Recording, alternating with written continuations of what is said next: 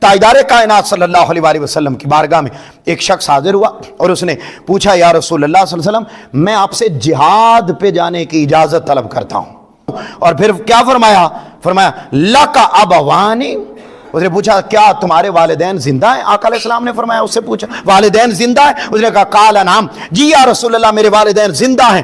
فرمایا ففیہما فجاہد، جہاد پر نہ جا، جتنا ثواب تجھے وہاں جانے پر ملنا ہے، جتنا اجر تمہیں اس نیکی کا ملنا ہے، اس کے بدلے میں تمہارے لیے لازم ہے جاؤ جہاد کو چھوڑ دو، اپنے والدین کی خدمت کرو، اللہ تمہیں اس سے بھی کئی گنا زیادہ اجر عطا فرمائے۔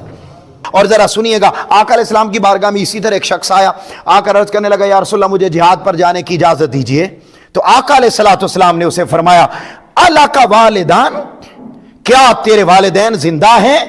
اس نے کہا جی یا رسول اللہ، قول تو نام کہتے ہیں، اس نے کہا میرے والدین زندہ ہیں۔ اچھا یہ حدیث کون لا رہے ہیں؟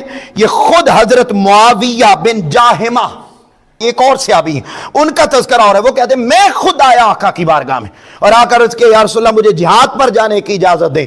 آقا علیہ السلام نے اسے فرمایا، پوچھا الک والدان، کیا تمہارے والدین زندہ ہیں؟ قلت نعم، حضرت معاویہ بیان کرتے ہاں میں نے کہا میرے والدین زندہ ہیں۔